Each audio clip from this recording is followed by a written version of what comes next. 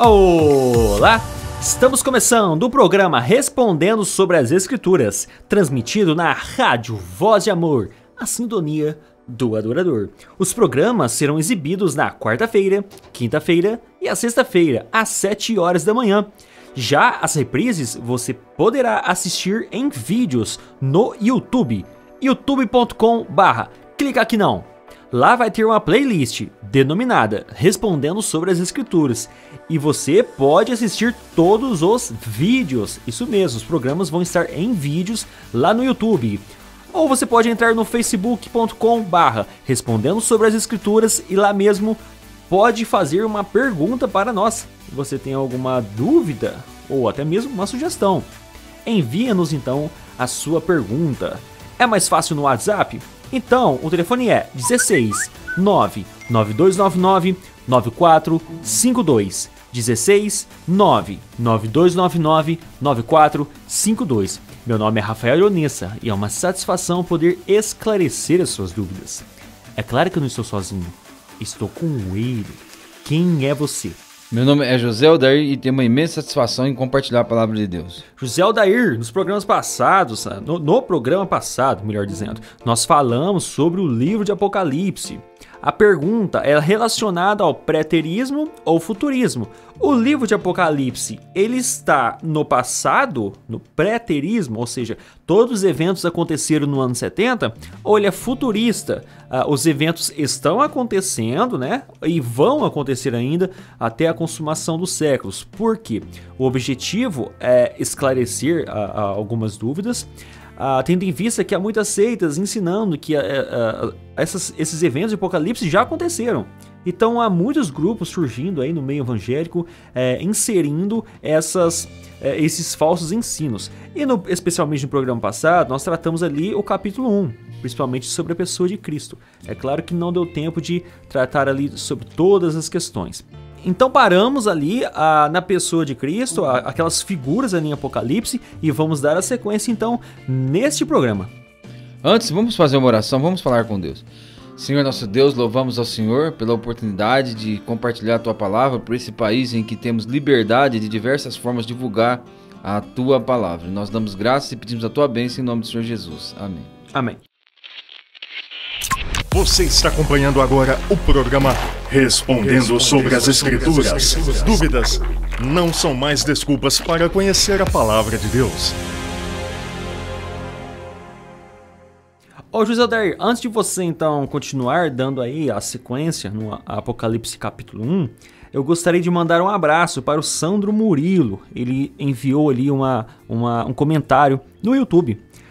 Parabéns, Rafael, programa muito instrutivo, estou aprendendo muito com você, com nós. No próximo, mande um abraço aqui para mim, Sandro Murilo, em Ananindeua, no Pará. Um forte abraço e que Deus continue abençoando sua vida. Então, um forte abraço aí, Sandro Murilo, continue então assistindo ou escutando os nossos programas. Então, José Aldair, vamos dar sequência então aí em capítulo 1 de Apocalipse. Nós paramos ali na figura de Cristo. Será que ele era daquele jeito, é literal aquela figura? É figurado ou é literal? Do jeito que ele é explanado, do jeito que João explanou a pessoa de Cristo em Apocalipse. Isso, nós estamos lembrando que João foi arrebatado em espírito no dia do Senhor, e ele ouviu de trás dele uma voz de uma grande trombeta, né, e ele virou-se para ver quem falava com ele, e quando ele virou, ele viu um semelhante ao Filho do Homem, uma figura semelhante a que Daniel viu, né? E este tinha o cabelo e a cabeça eram brancos e os olhos eram como chamas de fogo. E nós falamos a respeito do que significa o cabelo e a cabeça ser branca, a respeito do fato do Senhor Jesus ser antes de todas as coisas, né? E também o fato dele ter toda a sabedoria e também toda a pureza, né? E toda a santidade descrito, simbolizado aqui nessa visão que João teve da cabeça e do cabelo ser branco como a lã e como a neve, os seus olhos são como chamas de fogo, e nós destacamos que isso simboliza o fato do Senhor Jesus saber todas as coisas e conhecer os nossos pensamentos, as nossas intenções, e ver aquilo a que nenhum homem é capaz de ver por detrás das intenções das pessoas, né?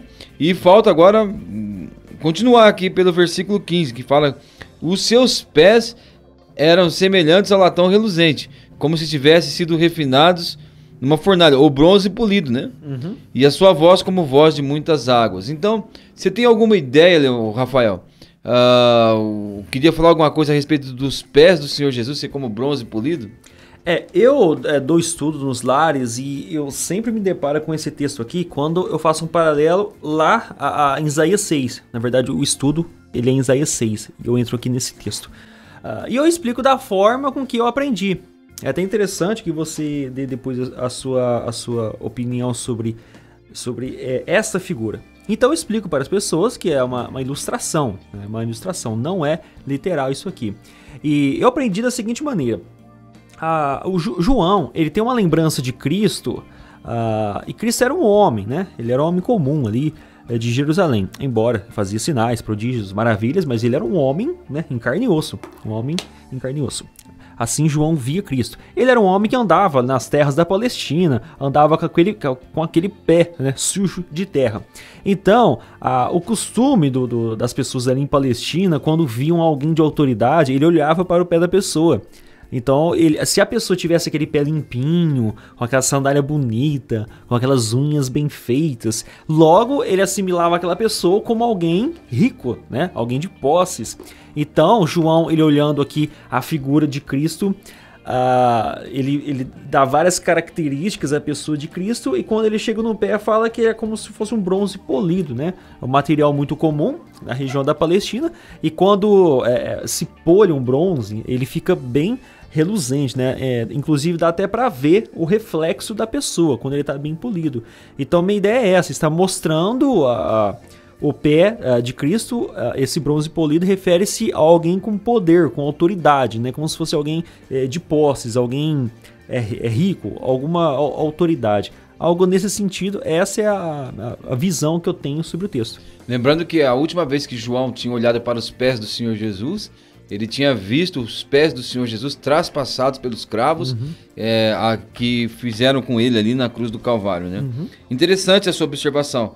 Evidentemente que nós também temos alguma opinião. Uhum. Quando fala que seus pés eram semelhantes ao bronze polido, o metal que compunha, do qual era feito o altar do holocausto, onde os judeus vinham para satisfazer a justiça de Deus, também era o altar de bronze. Uhum. Então, quando bronze polido, né, o bronze, segundo muitos estudiosos, fala-nos de justiça. E quando nós estamos falando de bronze polido, nós estamos pensando também na justiça inflexível de Deus, né? E vamos ver que o Senhor Jesus, ele vai andar por entre as igrejas, as 7 igrejas, e o que o Senhor Jesus está fazendo quando ele anda entre as 7 igrejas? Ele está julgando todas as obras e tudo que está acontecendo naquelas igrejas. E é importante esse estudo aqui também, Rafael, porque nos dias de hoje nós vivemos em dia de grande irreverência, né? Você vai para o culto e vê que as pessoas são irreverentes. Isso é mostrado na maneira que as pessoas se portam, na maneira como se vestem, nas músicas que cantam, né? E tem se portado então de maneira irreverente para com Deus. Quando nós olhamos para o Apocalipse e vemos que o Senhor Jesus anda pelas igrejas, sondando os corações, vendo as intenções e também julgando as obras das pessoas, isso nos faz ter mais temor pela pessoa do Senhor Jesus Cristo. Então, eu acredito aqui que mostra que o Senhor Jesus está andando entre as igrejas e julgando. Nós não temos condições de, sem falha, apontar se uma igreja está andando de acordo com a vontade de Deus ou não. Quando nós olharmos as igrejas de Apocalipse, a igreja de Laodiceia dizia que não tinha problema nenhum. E, aliás, foi a que recebeu a mais severa repreensão da parte do Senhor Jesus, que ele estava ao ponto de vomitá-la da sua boca. Então, os homens não viam a sua situação espiritual. Jesus viu. Nós julgávamos de uma maneira defeituosa a condição espiritual daquela igreja. Jesus julgou a condição espiritual daquela igreja com toda a justiça. Então, eu acredito que os seus pés semelhantes ao bronze polido podem indicar também o fato dele andar entre as igrejas julgando as suas obras. Então, posso dar uma alfinetada aqui? No programa passado você disse que a figura de Cristo aqui é como se fosse então o sumo sacerdote. Ele faz o sacrifício e ele também faz essa justiça. Ele é o sumo sacerdote, como está no livro de Hebreus. Então, um recadinho aos ouvintes, a quem está nos assistindo os nossos programas. Jesus Cristo, ele já era sumo sacerdote aqui entre o ano 90, né? Quando foi escrito 90, próximo do ano 90, né? No reinado aí de Domiciano. Então, Jesus Cristo já era o sumo sacerdote. Ele já fazia justiça, já julgava. Se você escutar algum grupo que está no meio evangélico dizendo que Jesus Cristo foi sumo sacerdote somente uma data futura, né? Vou dizer 1844, é mentira. Jesus Cristo, ele já é sumo sacerdote aqui no ano 90, em Apocalipse de João. Então ele já faz as ofertas, a justiça e também o juízo, né? O juízo que vai ser vindouro aos ímpios, tá? Os justificados não têm juízo, apenas os ímpios é quem tem essa justiça de Deus, ok? Então Jesus Cristo, ele já é sumo sacerdote aqui no reinado, nos anos apostólicos, né? Os primeiros 100 anos aqui depois de Cristo. E a carta aos Hebreus foi escrita antes do ano 70. Isso. E ali Jesus já é tratado como sumo sacerdote, né? Então, desde que há muito tempo o Senhor Jesus é o nosso sumo sacerdote. E que mais? Ele tinha sua voz como voz de muitas águas. Aliás, Ezequiel capítulo 43, versículo 2, ele diz que a voz do Senhor Deus é como voz de muitas águas. Eu já estive em lugares em que, uma cachoeira, por exemplo, em que era impossível comunicação, a gente gritava um com o outro, mesmo estando próximos uns aos outros, mas o barulho da água é ensurdecedor e nada prevalece aquele barulho das águas, né? Então, a voz do Senhor Jesus Cristo prevalece sobre todas as vozes, porque Ele traz a verdade, Ele traz as coisas como elas realmente são. Então, a voz dele está acima de tudo, e por isso que diz que a voz do Senhor Jesus é como a voz de muitas águas. E que mais? Ele diz que ele tinha na sua destra 7 estrelas, e da sua boca saiu uma espada afiada de 2 fios.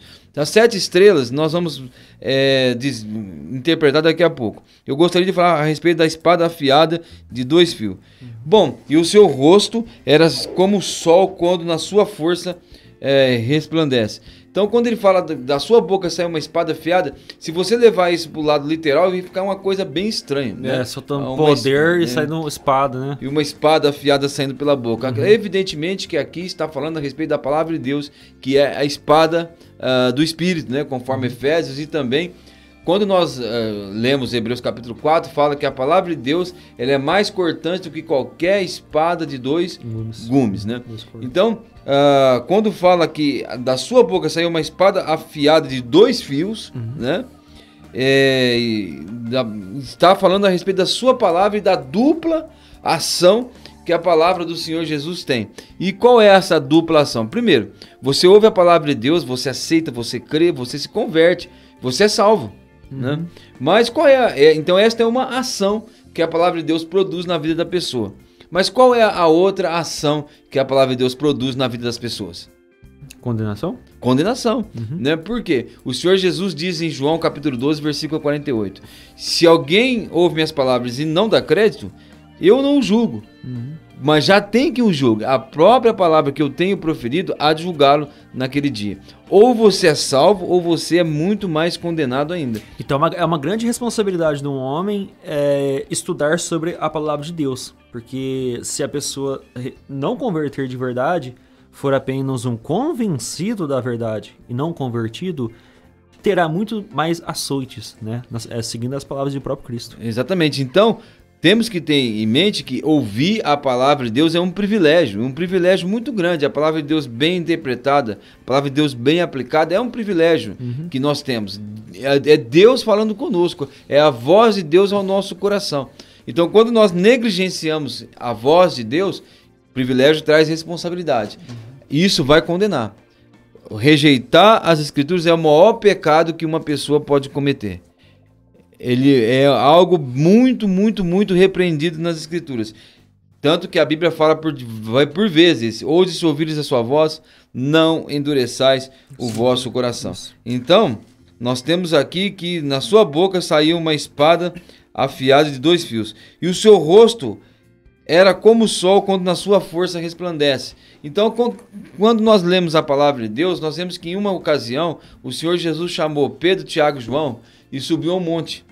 E quando ele estava no monte orando, ele se transfigurou. E a sua aparência, né, o Jesus começou a aparecer em glória. E eles viram o Senhor Jesus desta forma. E a luz era muito forte que eles não conseguiam nem manter os seus olhos abertos. E aquilo ofuscava-os, né? É como se o Senhor Jesus disse a alguém para mim, por um instante tirasse a máscara da humanidade e se mostrasse em glória. Mas eu gostaria de lembrar também da ocasião em que o apóstolo Paulo ele se encontrou com o Senhor Jesus no caminho de Damasco. O que diz? Que era meio-dia, né? E Paulo fala que veio uma luz, veio uma luz que o cegou durante 3 dias, ali demonstrando como que o Senhor Jesus resplandeceu, mesmo sendo a plena luz do dia. Aquela luz foi tão forte que derrubou o apóstolo no chão. Então aqui é o Senhor Jesus em glória, sem a máscara da humanidade, vamos dizer assim, e ninguém pode suportar essa luz. Aliás, quando nós lemos a respeito da segunda vinda do Senhor Jesus, fala que o Senhor Jesus ele vai aniquilar o anticristo pelo resplendor da sua luz, o resplendor da sua glória. Então é o Senhor Jesus Cristo glorificado e a sua aparência resplandece como o sol na sua força. Evidentemente, qual foi a reação de João? Quando o vi, caiu aos seus pés como morto, né? E ele pôs sobre mim a destra dizendo, não temas, eu sou o primeiro e o último. Então João está com muito temor, tremendo, e ele caiu aos seus pés como morto, em sinal de reverência, mas também ele foi derrubado nessa ocasião. Mas qual alívio ele sentiu quando o Senhor Jesus estendeu sobre ele a mão e disse para ele, não temas. Agora, olha só, quantas vezes durante o ministério do Senhor Jesus, João ouviu, não temas. É evidente que no mesmo momento João identificou quem estava falando com ele, né? Ele diz, eu sou o primeiro e o último. E no versículo 18 ele fala, eu que vivo fui morto, mas eis que estou vivo para todo sempre e tenho as chaves da morte e do inferno. Então Jesus diz para ele, não temas, né? Acalma o coração de João, e aquela palavra não temas fez com que se dissipasse todo o medo, né? E João agora sabe com quem ele está falando. E Jesus diz, eu sou o primeiro e o último, assim como Deus também o é, porque o Senhor Jesus é Deus. Eu que fui morto, né? Mas estou vivo para sempre. E tenho as chaves da morte e do inferno. Agora, isso aqui é interessante, muito interessante. Por quê? Criou-se a ideia de que Deus tem as chaves do céu e que Satanás tem as chaves do inferno. E aliás, é cômico. Se não fosse trágico, melhor dizendo, seria cômico, né? O que acontece em alguns lugares, em que pessoas estabelecem conversa com supostos espíritos malignos, e aqueles espíritos dizem que vieram do inferno, né? E pessoas que tiveram sonhos e visões, que foram também no inferno e viram que quem tinha as chaves e quem comandava aquele lugar era Satanás. Agora, o que a Bíblia está dizendo é que quem tem as chaves do inferno é a pessoa do Senhor Jesus Cristo, né? Inclusive, a palavra de Deus fala que tem anjos que estão postos em prisões escuras, né? Reservados para juízo, e eles estão ali presos, e eles estão ali mantidos até o juízo, ou seja, eles não vão sair dali. Então, se você ouviu em algum culto, você assistiu demônios, né, supostos espíritos malignos dizendo que foi no inferno e veio, e isso é absurdo, isso é mentira, isso não tem nada a ver com a palavra de Deus. Satanás não foi ao inferno, ele não está lá. A Bíblia diz que ele está passeando pela terra, rodeando por ela, e se tem anjos presos em cadeias de escuridão, eles estão presos e reservados para o juízo sob a autoridade do Senhor Jesus, e de lá eles não vão sair a não ser para juízo, né? Então o Senhor Jesus é que tem as chaves da morte e do inferno. Agora, ele fala que ele dá ordem para que João escreva as coisas que tem visto, e as que são, e as que depois desta devem acontecer. E ele vai revelar o mistério que são as 7 estrelas e os 7 candeeiros. Ele fala: o mistério das 7 estrelas que vistes na minha destra, na minha mão direita, e dos 7 castiçais de ouro. As 7 estrelas são 7 anjos das 7 igrejas. E as 7 castiçais, ou 7 candeeiros, que vistes são as 7 igrejas. Então o que ele viu ali? Um semelhante ao Filho do Homem, com aquela aparência, né, que está andando pelas igrejas e observando tudo que está sendo feito, tudo que está sendo realizado ali nas igrejas. Jesus disse que os 7 estrelas são 7 anjos e que os 7 candeeiros são 7 igrejas, né? Então, o que seria os anjos? Eu acredito que são anjos mesmo, porque nós teríamos aqui algo interessante, uma figura da figura. Porque se as estrelas são os anjos, as estrelas são a figura e o anjo é a realidade, conforme a regra bíblica. Tem a figura e a realidade. Agora, se os anjos fossem o pastor da igreja, se os anjos fossem outra coisa, então o que seria? As estrelas seriam a figura da figura da figura, né? E eu não vejo isso como algo plausível na palavra de Deus. Normalmente a gente vai ver por aí que os 7 anjos significa mensageiros. Então são 7 mensageiros da igreja. Não necessariamente um pastor, não necessariamente um presbítero, mas talvez ali uma pessoa, um remanescente, né? Um remanescente ali no grupo, e ele levaria a palavra de Deus para aquelas igrejas, como se as igrejas estivessem talvez perdidas ali em falsas doutrinas, em heresias. Em um mensageiro de Deus, um servo de Deus, levaria a mensagem para aquelas igrejas. Daí então o termo anjos. Só que os opositores a essa crença vão até utilizar de 1 Coríntios capítulo 11, quando diz ali a mulher deve estar ali submissa, usando véu e tal. Por quê? Então, se ela não tem a reverência ali, não tem a submissão ao homem, que tenha submissão, então, pelo menos aos anjos. Porque os anjos assistem o culto da igreja. Então, tem essas duas visões. Os que creem que são anjos literalmente, acredito que o anjo assiste a reunião das igrejas, estão dentro das igrejas assistindo ali os cultos, né, o louvor. Inclusive 1 Pedro no capítulo 2 fala assim que os anjos anelam prescrutar tais coisas, né? Anela entender essas questões, por que Deus salva o homem tão pecador, tão impuro, tão perverso. Então os anjos ficam ao redor das igrejas assistindo os cultos, os louvores, e tentando entender por que Deus perdoa o homem que é tão pecador assim. Isso você vai ler em 1 Pedro no capítulo 2. Então os opositores vão afirmar que não, nesses textos realmente os anjos estão lá. Mas, em Apocalipse aí no capítulo 1, os anjos são mensageiros humanos de Deus nas igrejas. Bom, então a pergunta é se as cartas que foram enviadas a Éfeso, Esmirna e as demais igrejas fazem parte apenas do passado ou tem alguma coisa a ver com o futuro. Então nós vamos ver a primeira carta e vamos ver se as igrejas de hoje não estão enfrentando problemas assim como essas igrejas aqui enfrentaram naquela época, né? Eu vou fazer a leitura da primeira carta e nós vamos para os comentários. Diz assim, capítulo 2, versículo 1. Escreve ao anjo da igreja de Éfeso: isto diz aquele que tem na sua destra as 7 estrelas e que anda no meio dos 7 castiçais de ouro. Conheça as tuas obras, o teu trabalho e a tua paciência, e que não podes sofrer os maus, e puseste à prova os que se dizem apóstolos e não são, e os achastes mentirosos. E sofrestes e tem paciência, e trabalhaste pelo meu nome, e não te cansaste.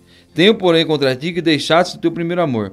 Lembra-te, pois, de onde caíste, e arrepende-te, e pratica as primeiras obras. Quando não, brevemente virei a ti, e tirarei do seu lugar do seu castiçal, se não te arrependeres.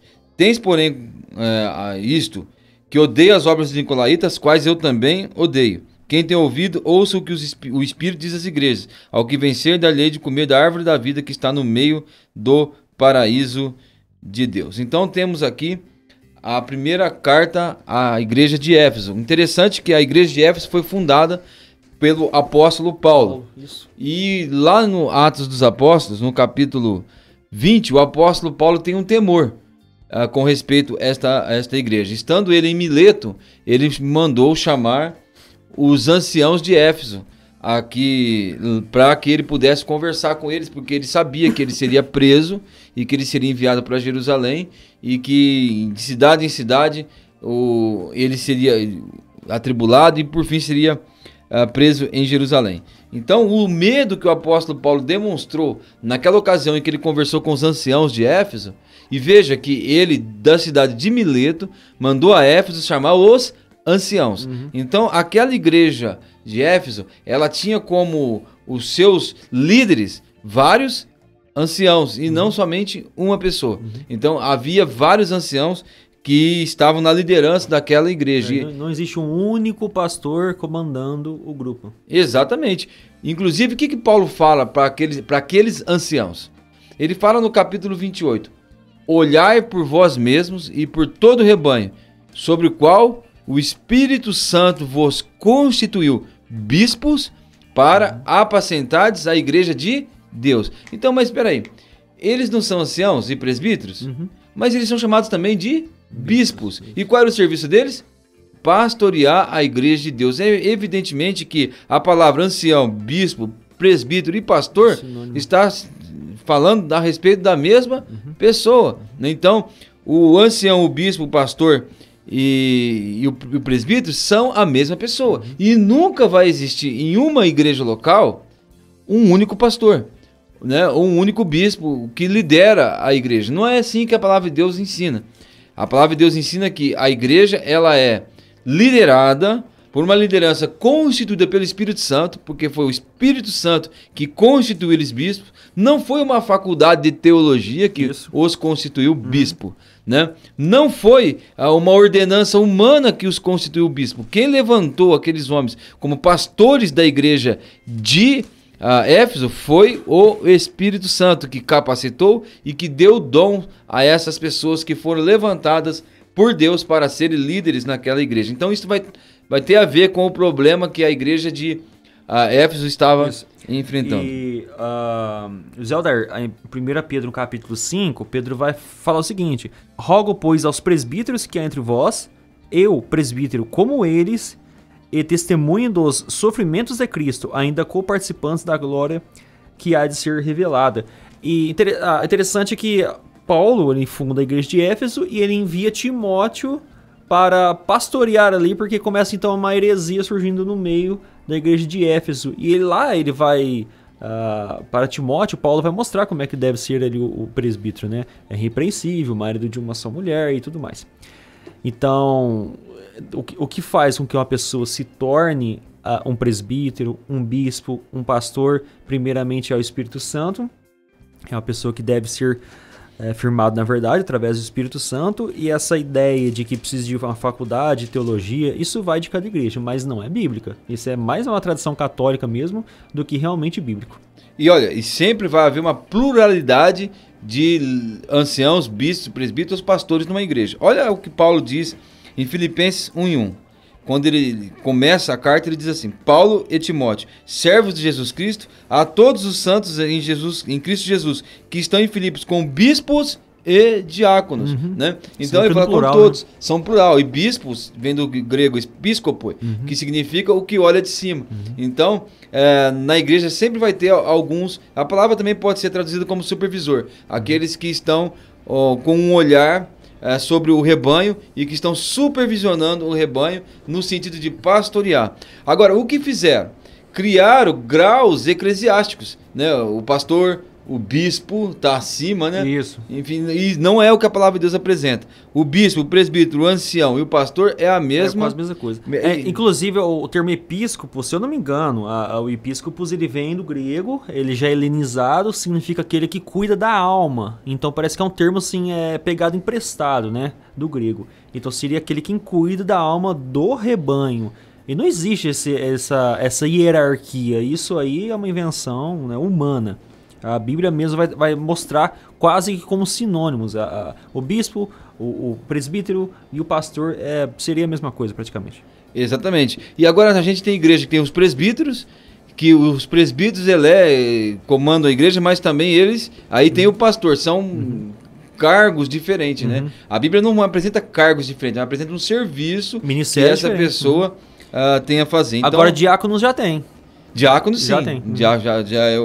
Aí a gente poderia explorar na palavra de Deus o que significa a palavra diácono, desde Atos 6, em 1 Timóteo capítulo 3. Mas focando aqui, será que isso não acontece hoje em dia?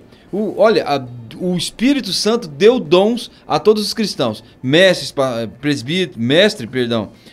Doutores, deu dom de evangelista. O que está acontecendo nas igrejas? Esses serviços têm sido concentrados em uma pessoa. E aí limita e demais a atuação do Espírito Santo, porque o Espírito Santo ele atua dando dons e levantando um para evangelista, outro para mestre, outro para exortar. Agora, o que tem acontecendo é que tudo está sendo concentrado pela denominação em uma única pessoa. Então, o temor que o apóstolo Paulo apresentou aos anciãos de Éfeso foi o que ele disse o seguinte para eles ali, em Atos capítulo 20, né? Eu sei que depois da minha partida, né, se levantarão, serão introduzidos no meio de vós lobos cruéis que não pouparão o rebanho. Aí ele diz aos anciãos, e que dentre vós mesmos, ou seja, entre os anciãos de Éfeso, os presbíteros de Éfeso, se levantarão homens que falarão coisas perversas para atrair os discípulos após si. Então Paulo tinha esse medo. Ele falou, eu sei que depois da minha partida vão ser introduzidos entre vós lobos cruéis que não pouparão o rebanho, e que dentre vós mesmos se levantarão homens que falarão coisas perversas para atrair o rebanho após si. Então, as pessoas deixariam de ser discípulas do Senhor Jesus e se tornariam discípulas de um homem, né? Então nós temos igrejas que é um culto à personalidade, né? Igrejas que são baseadas em um homem, em que ele faz praticamente tudo, ele prega, e, enfim, tudo está concentrado nele, ele tem a liderança e a ação do Espírito Santo está extremamente está limitada a ele. E você já deve ter visto, passa na porta de uma igreja, entre aspas, e tem a foto do pregador lá, né, do pastor. Eu já vi isso aí, é horrível. Então, como a gente até disse aí alguns programas para trás, a pessoa está amarrada a sua espiritualidade em um homem, não mais a ação do Espírito Santo, mas em um homem, uma pessoa comum. Ou seja, se ele falhar, toda a igreja cai junto com ele, porque ele é um homem humano sujeito ao pecado. Então ele falha, é um péssimo testemunho, a igreja também cai. Só por essa introdução que a gente viu aqui, Rafael, já dá para ver que as cartas o livro de Apocalipse ser considerado somente preterista é um erro fatal. Isso. Né? Porque nós estamos enfrentando isso hoje em dia. Continua do mesmo jeito. E tem problemas piores. Agora o Senhor Jesus ele se apresenta como aquele que tem na sua mão direita, as 7 estrelas, ou seja, ele tem o domínio e que anda no meio dos 7 castiçais, ele que tem autoridade sobre todas as igrejas e que ele está andando e julgando a ação de todas as igrejas. E nós vamos notar que sobre todas as cartas de Apocalipse, que João envia às 7 igrejas, vai haver uma fragmentação da visão do capítulo 1. Agora aqui ele começa falando que ele é aquele que tem as 7 estrelas na mão e que anda no meio de 7 castiçais. É uma parte do capítulo 1, né? Agora ele vai falar, conheça as tuas obras, seus olhos, né? São como chama de fogo, sabe todas as coisas. Ele fala, o teu trabalho, a tua paciência, que não pode sofrer os maus. Pusestes à prova os que se dizem apóstolos e não são, e os achastes mentirosos. Olha como isso é atual. Por quê? Tem se levantado no meio do cristianismo muitas pessoas se dizendo apóstolos. É verdade. Agora, não pode existir mais apóstolos. É um absurdo. Quando nós olhamos para a palavra de Deus, o que a palavra de Deus diz? Que para ser apóstolo, quando eles foram escolher um apóstolo, escolheram Matias, eles diziam que tinha que ser aquele que caminhou com o Senhor Jesus desde quando ele apareceu na Galileia até o final, né? E também o apóstolo Paulo teve o seu apostolado contestado porque eles diziam, olha, ele não viu o Senhor Jesus. Para ser um apóstolo, a pessoa tinha que ter aprendido o evangelho diretamente da pessoa do Senhor Jesus. Então ele tinha que ter visto o Senhor Jesus, aprendido diretamente com o Senhor Jesus. E Paulo fala, não sou eu apóstolo? Não vi eu o Senhor? Né? Então ele viu o Senhor. Lá em Gálatas, o apóstolo Paulo fala que o evangelho que ele pregava, ele não aprendeu de homem nenhum, né? Mas ele aprendeu da própria pessoa do Senhor Jesus Cristo. Então, quem tem essas prerrogativas atualmente? Alguém que aprendeu diretamente de Jesus, alguém que viu Jesus, alguém que andou com Jesus como os apóstolos andaram? Você abriu aí em Atos dos Apóstolos? Leia, diz assim, no capítulo, no verso 21. É necessário, pois, que dos homens que nos acompanharam todo o tempo que o Senhor Jesus andou entre nós, começando no batismo de João, até o dia em que dentre nós foi levado às alturas, um destes se torne testemunho conosco da sua ressurreição. Então aí vão colocar ali duas pessoas, né? Matias e José, né? José chamado Barsabás, cognominado Justo, e também Matias. O que acontece? O apóstolo deveria ter andado com Cristo todo o tempo, ter aprendido com Cristo também, né? Paulo era um fariseu, porém ele viu ali as ações de Cristo, ele estava no meio ali dos cristãos, dos primeiros apóstolos. O que acontece? Hoje tem esses apóstolos, essas igrejas que têm apóstolos, e olha, José Aldair, o malabarismo que eles fazem para provar que existem apóstolos. Lá na lista de dons, existe vários dons, é claro, e eles dizem que o apóstolo ali seria aquele apóstolo. Esses apóstolos aí seriam, no caso, os missionários. Então, missionários, porque o termo apóstolo seria enviado, o enviado de Cristo para algum trabalho. E no caso, cada apóstolo aqui teve o seu ministério. E Paulo é enviado principalmente para os gentios. Então, olha o que eles fazem. Eles falam que são apóstolos no sentido missionário. Não, lógico que existe apóstolos. Eu sou um missionário, eu tenho uma missão nessa terra. Logo, eu sou apóstolo. Porém, isso é uma falácia. Vamos falar que é uma falácia. Por quê? Porque se fosse nesse sentido, José Aldair, você também concordaria que existe apóstolo, né? Exatamente. No sentido de missionário, não existe missionários? Então nós concordamos. Só que eu e você sabem muito bem que esses apóstolos aí é um tremendo de um engodo. O que eles fazem? Eu sou apóstolo, então eu sou diferente, eu tenho dons, eu sou espirituoso e tudo mais. Autoridade. Isso, ele tem uma diferença na autoridade. Então, se fosse um apóstolo no sentido missionário, tudo bem, a gente concordaria, porque existem missionários para todo lado. Agora, quando fala que a pessoa é apóstolo, tem um certo tipo de dom diferente, ele é todo espirituoso, pode parar. Essa pessoa não é apóstolo.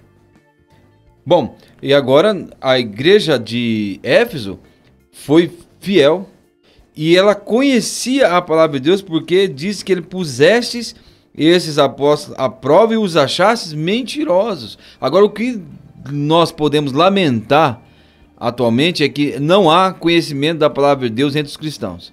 Não há um conhecimento profundo da palavra de Deus e eles não estão sendo capazes de colocar à prova esses falsos apóstolos e achar eles mentirosos, né? Mas se a igreja se voltasse para a palavra de Deus, se a igreja provasse essas declarações de serem apóstolos pelas escrituras, teria feito como fez a igreja de Éfeso, achado eles mentirosos e reprovados essas pessoas. Então, a igreja de Éfeso havia sido instruída pelo apóstolo Paulo, né? Que isso iria acontecer, que lobos cruéis viriam e que homens queriam levar os discípulos após si. Quando o apóstolo Pedro fala que ele é presbítero entre os demais, aí ele fala: apacentai o rebanho de Deus, não por constrangimento, né? Também ele não quer que seja de uma maneira forçada, nem por sórdida ganância. Mas o que ele diz ali? Também que não se deveria nem mesmo ser impulsionado pelo desejo de dominar o rebanho, né? E tem muita gente que tem, eu estou citando 1 Pedro capítulo 5, o desejo de dominar, tem que ter o desejo de ter a maior autoridade ali, o desejo de dominar o rebanho. Não é isso, mas de boa mente, né? Deveria pastorear o rebanho porque sabe que são pessoas preciosas que foram compradas pelo sangue do Senhor Jesus e que precisam ser orientadas. Agora, infelizmente, a igreja de hoje está aceitando essas coisas, né? E não tem sido capaz de, pelas escrituras, provar que esses que se chamam apóstolos são, na verdade, mentirosos. Agora, Jesus, como sendo justo, ele conhece as suas obras, sabe que eles sofreram, que eles tiveram paciência, que eles trabalharam pelo nome do Senhor Jesus e não se cansaram. Mas o que aconteceu?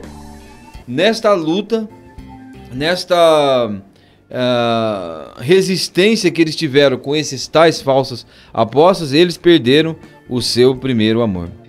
Não vai dar tempo de nós detalharmos o que significa essa questão de perder o seu primeiro amor. Vamos continuar então nos próximos programas e até lá. É isso aí, então terminamos mais um programa respondendo sobre as Escrituras. Você tem uma dúvida ou alguma sugestão? Então pode nos enviar a sua pergunta lá no Facebook, facebook.com/respondendo sobre as Escrituras. E lá tem todos os links de todos os programas para você assistir as reprises, tá certo? Ou pode nos enviar no WhatsApp. O telefone é 16 99299 9452. 16 99299 9452. Nos vemos então nos próximos programas. Até mais!